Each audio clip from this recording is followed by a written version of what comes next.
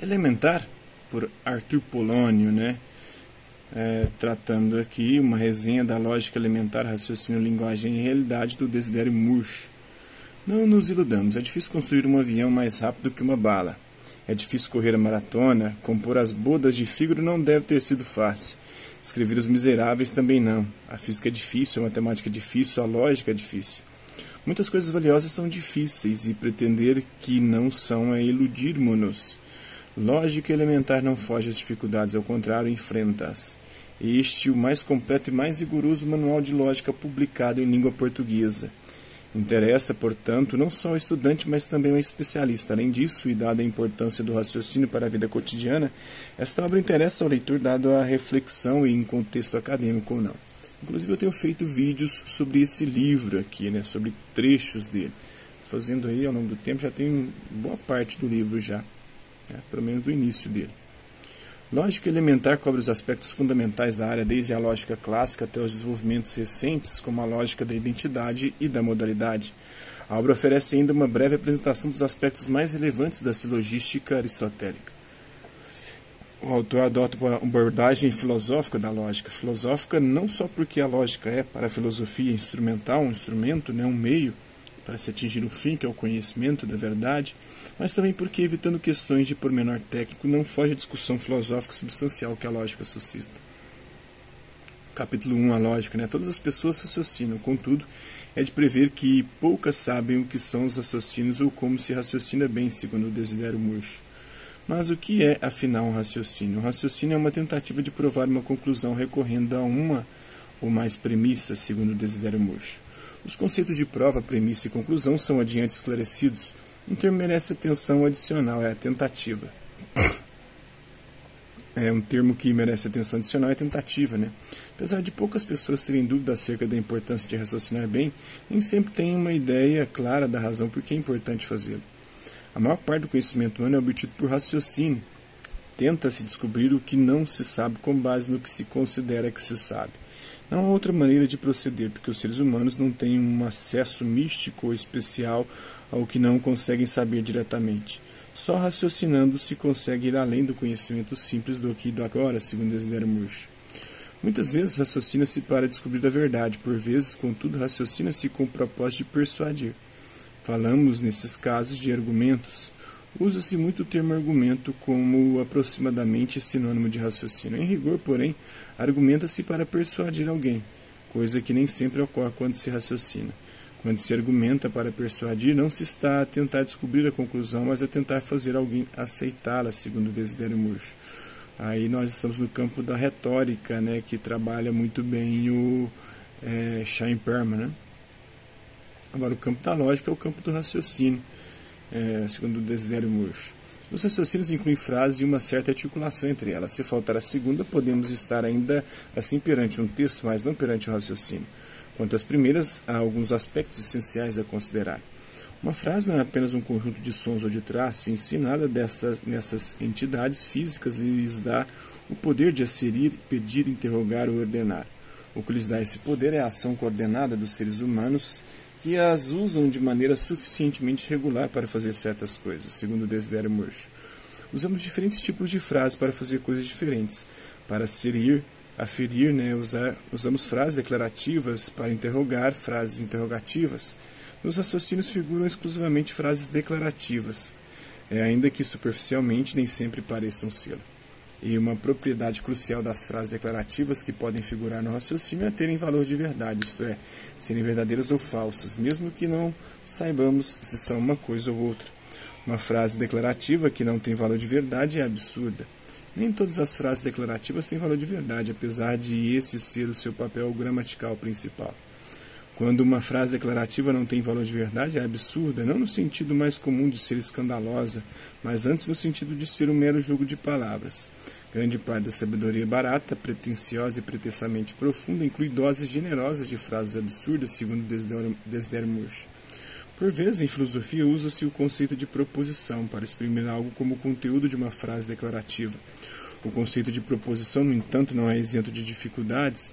Segundo Desidério Murcho, postular a existência de proposições não só não é consensual entre os filósofos, mas também não é necessário. Em contraste, a existência de frases não é polêmica, segundo Desidério Murcho, né? Mesmo que o raciocínio seja predominante num discurso, não há nele apenas raciocínio, há também descrições, esclarecimentos, entre outras coisas. Por isso é importante saber examinar os discursos para encontrar os raciocínios que eventualmente contenham e para os distinguir do que não desempenha qualquer papel inferencial. Há palavras e expressões que ajudam a encontrar raciocínios. Palavras como logo, portanto, indicam habitualmente conclusões. Palavras e expressões como porquê, dado que, indicam habitualmente premissas. Essas palavras e expressões chamamos de indicadores de inferência. Indicadores de premissa e indicadores de conclusão. Nos raciocínios, tal como são geralmente apresentados, nem sempre figuram estes indicadores, embora seja implausível que nenhum deles esteja presente. Em qualquer caso, encontrar um raciocínio exige, de modo geral, algum trabalho interpretativo por parte do leitor. O propósito imediato de distinguir premissas e conclusões no raciocínio é representá-lo na sua expressão canônica. Encontrar a expressão canônica de um raciocínio inclui 3 tarefas. Primeiro, localizar as premissas e as conclusões, recorrendo aos indicadores de premissa e de conclusão, se os houver, e eliminar o resto. Segundo, explicitar a conclusão de todas as premissas. Por fim, acrescentar quaisquer premissas e até conclusões que tenham ficado ocultas, segundo Desidério Murcho. Representá-lo na sua expressão canônica é um passo crucial para nos permitir decidir se um raciocínio é bom ou cogente. O termo cogente significa que o raciocínio é bom. Os raciocínios cogentes obedecem a pelo menos 4 condições. A primeira é o conceito fundacional da lógica, a validade. A lógica usa o termo validade de um modo muito específico. Diz-se, por vezes, que uma ideia é válida. Nesse caso, o que se pretende dizer é que tem valor. Quando se diz que um raciocínio é válido, quer dizer algo muito diferente. O raciocínio é válido se o conhecimento das condições de verdade das suas frases for suficiente para saber que não tem conclusão falsa caso as premissas sejam todas verdadeiras. Nesta definição especifica-se uma condição necessária e suficiente da validade, segundo Desidério Murcho. Muitas vezes não se sabe se uma frase é verdadeira ou falsa, mas sabe, em contrapartida, quais são as suas condições de verdade.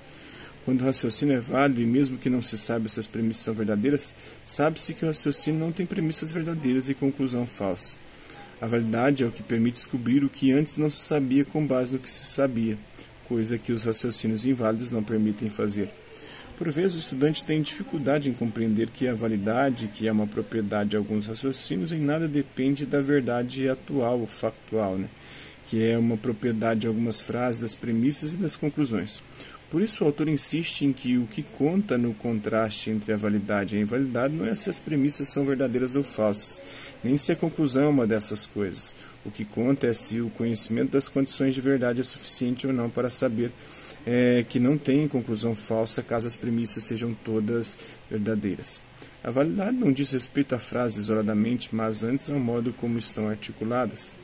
Para ser cogente, o raciocínio tem de ter só premissas verdadeiras. Contudo, ter premissas verdadeiras não é condição suficiente para que um raciocínio seja cogente. Com efeito, essa condição permitiria incluir na cogência raciocínios circulares, desde que tivessem premissas verdadeiras. Mas nenhum raciocínio circular é cogente. Logo, é necessário acrescentar uma terceira condição necessária da cogência: ter premissas mais plausíveis do que a conclusão. Não apenas premissas plausíveis, mas sim premissas mais plausíveis do que a conclusão. Isso levanta 2 dificuldades. Em primeiro lugar, o que é a plausibilidade? A plausibilidade é um juízo algo vago de probabilidade. É o que parece mais ou menos provável a alguém em um dado contexto, em função de várias informações de fundo ao seu dispor, segundo o Desidério Murcho. A plausibilidade varia, pois, com um número muito vasto de fatores. O que parece plausível a algumas pessoas não o parece ou não parece tanto a outras.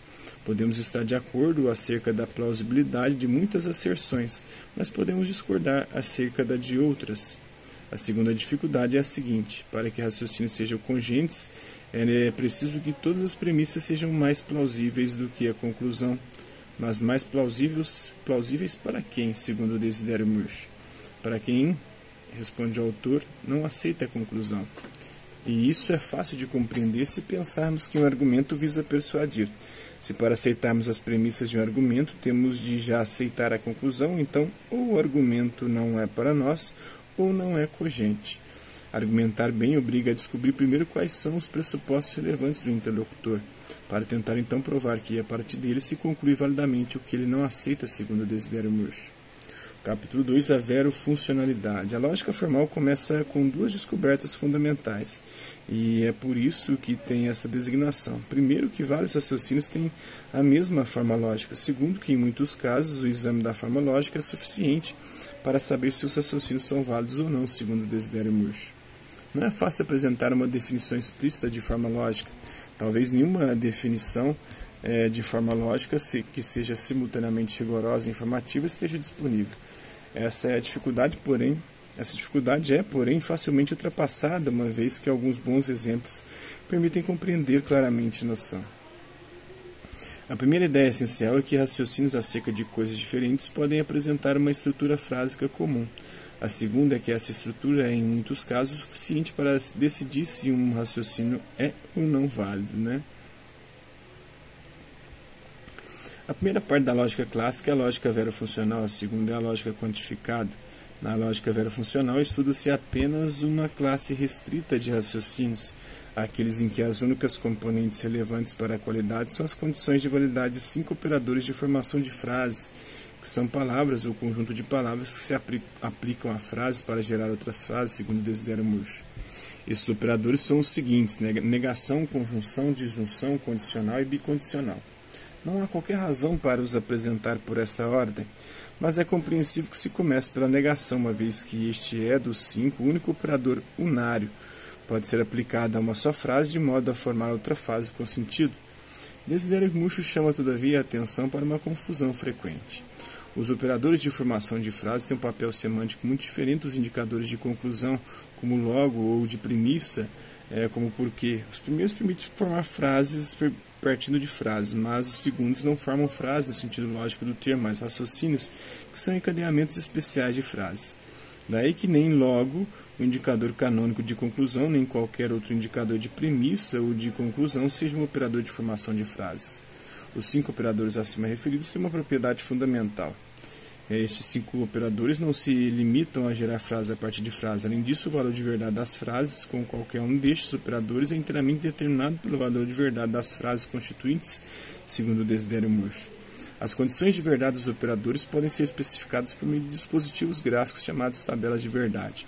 Um operador verofuncional pode agora ser definido da seguinte maneira: um operador de formação de frases é verofuncional se o valor de verdade da frase que o tenha como operador principalmente for exclusivamente determinado pelo valor de verdade da frase ou frases sem ele. Estes operadores têm esta designação porque são funções de verdade, ou seja, funções cujos valores de entrada e de saída são valores de verdade. No sentido matemático do termo, uma função é qualquer operação na qual os valores de saída são inteiramente determinados pelos valores de entrada, segundo o Desidério Murcho.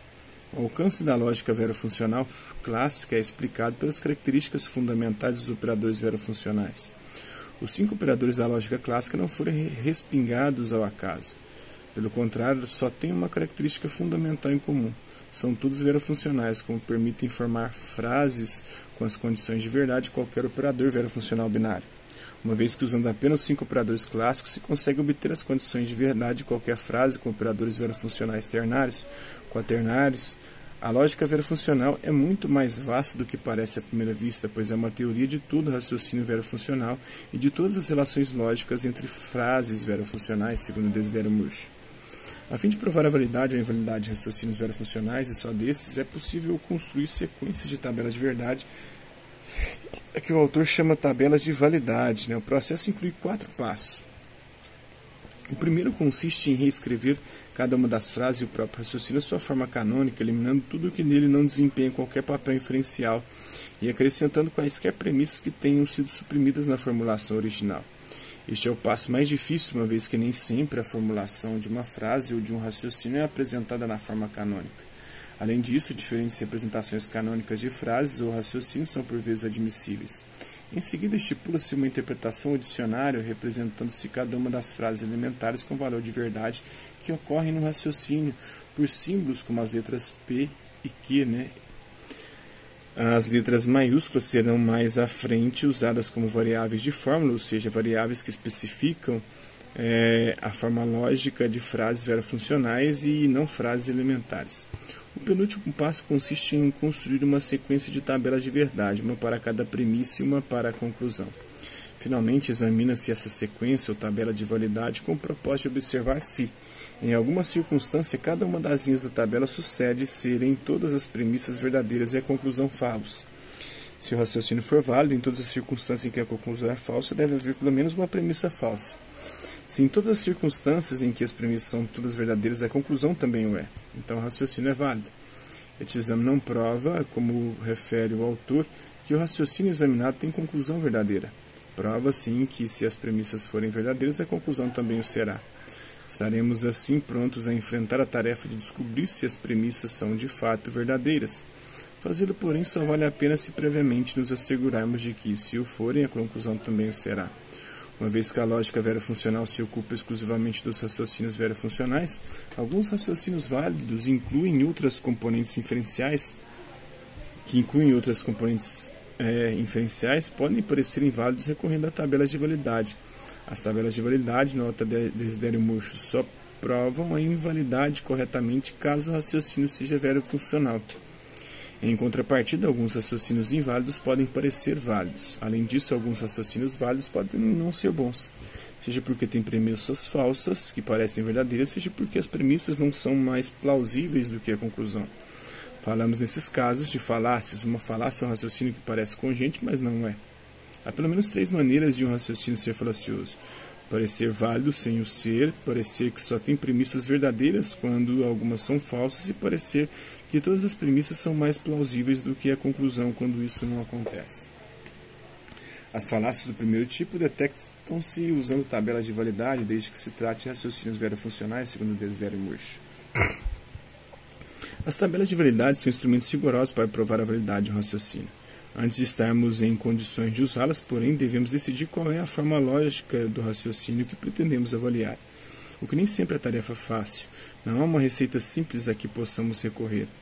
Especificar a forma lógica de frases e raciocínios é muito mais do que um mero exercício de lógica, é uma condição fundamental para saber se uma frase é plausível ou se um raciocínio é cogente. Depois de especificada a forma lógica de um raciocínio, há instrumentos lógicos de completo rigor para provar se é válido ou não. A especificação da forma lógica, contudo, está em muitos casos aberta a dúvidas, sobretudo em contextos menos claros, nos quais é difícil ver qual será realmente o raciocínio do autor. A ironia é que nestes casos não é de prever que o próprio autor saiba com suficiente rigor o que tem em mente. Capítulo 3. As derivações. As tabelas de validade ajudam a compreender os conceitos de validade e forma lógica, e esse é seu papel principal. Apesar disso, as tabelas tornam-se entediantes quando o raciocínio a examinar tem 4 ou mais frases elementares. A limitação mais séria, porém, é que não oferecem um método para chegar validamente à conclusão partindo das premissas, e isso é o que realmente conta no raciocínio. É aqui que entram as derivações, que são processos de demonstração ou prova formal. Em rigor, o que é uma derivação? Uma derivação é uma maneira de chegar validamente a uma conclusão partindo das premissas e usando apenas raciocínios elementares cuja validade já é conhecida, as regras da inferência, segundo Desidério Murcho. Diferentes conjuntos de regras de inferência são possíveis. No capítulo 3, o autor oferece 3 grupos de regras, num total de 10. As regras de substituição e a reductio são especialmente tratadas. Como ficou demonstrado no capítulo 2, qualquer raciocínio com premissas inconsistentes ou cuja conclusão é uma verdade lógica é válido. Em qualquer dos casos, é impossível ter todas as premissas verdadeiras e conclusão falsa. Disse, pois, que semelhantes raciocínios são vacuamente válidos. No caso das validades vácuas, é fácil mudar a definição de validade para bloqueá-las. Basta exigir que as premissas não sejam inconsistentes e que a conclusão não seja uma verdade lógica, o que é menos fácil e obriga a abandonar a lógica clássica. É bloquear as derivações vácuas, segundo Desidério Murcho. Capítulo 4. A quantificação. A lógica quantificada clássica, estudada no capítulo 4, é uma extensão da lógica verofuncional. Isso porque a lógica verofuncional é alargada de modo a incluir também um raciocínio quantificado, sem que haja necessidade de alterar o que quer que seja na teoria anterior. A lógica quantificada permite dar conta da validade de raciocínios que incluem frases que, além dos operadores verofuncionais, usam também predicados, nomes próprios e quantificadores. Acrescentar nomes próprios e predicados à lógica verofuncional aumenta o seu poder expressivo, mas não o seu poder inferencial. A validade dos raciocínios que já antes era captada continua a sê-lo, mas não se adquire a capacidade de captar novas validades. Só com a introdução de quantificadores se passa a conseguir dar conta de validades que ultrapassam a lógica verofuncional, segundo Desidério Murch. Um quantificador indica a quantidade de coisas de que se fala. A lógica clássica inclui apenas dois: o quantificador universal, todos, e o quantificador existencial, alguns. Na lógica, tal como na filosofia e na ciência, tudo significa literalmente todos, e não, como por vezes sucede na linguagem cotidiana, muitos ou a maioria. Quanto ao quantificador existencial, deve ser interpretado como pelo menos um, sem se assumir seja o que for relativamente a todos. Para compreender as regras de introdução e de eliminação dos quantificadores, é extremamente útil recorrer à noção de domínio de quantificação. É comum, ao falar, ter em mente domínios restritos ao conjunto de particulares que se tem em mente ao usar quantificadores, chama-se domínios de quantificação, segundo Desidério Murch. Imagine-se agora um domínio de quantificação muitíssimo restrito, com apenas dois particulares. Afirmar que neste domínio todos têm uma certa propriedade é afirmar que um a tem e o outro também. Por outro lado, afirmar que pelo menos um tem essa propriedade é afirmar que um ou outro a tem. Compreende-se assim que os dois quantificadores clássicos, o universal e o existencial, abreviam, afinal, conjunções e disjunções. Compreender este aspecto é essencial para uma compreensão adequada das regras de introdução e de eliminação dos quantificadores. Finalmente, o autor discute o problema da implicação existencial na lógica clássica.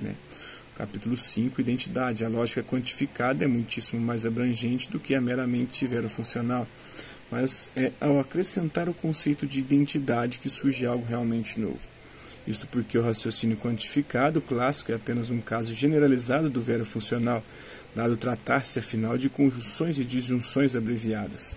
Em contraste, os raciocínios que envolvem identidade são redutíveis à verofuncionalidade, de modo que só com a identidade se vai além do raciocínio exclusivamente verofuncional.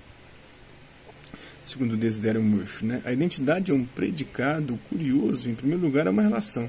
Em segundo lugar, só se forma frases verdadeiras quando se atribui a identidade ao mesmo particular. Somente Vênus é Vênus, ainda que se lhe chame estrela da manhã. A forma lógica das frases de identidade como Vênus é a estrela da manhã é A é igual a B. Este é um caso de identidade numérica. A identidade numérica é diferente da qualitativa. Só a identidade numérica quando se trata de apenas um particular, ainda que referido por nomes próprios diferentes. A identidade qualitativa refere a particulares diferentes, mas que partilham várias propriedades, como, por exemplo, dois átomos de hidrogênio. Tal como o nome próprio, uma descrição definida refere um particular e não vários. Todavia, um nome próprio, ao contrário de uma descrição definida, não faz por meio de atributos ou predicados. Francisco, por exemplo, é um nome próprio que pode referir um particular, mas não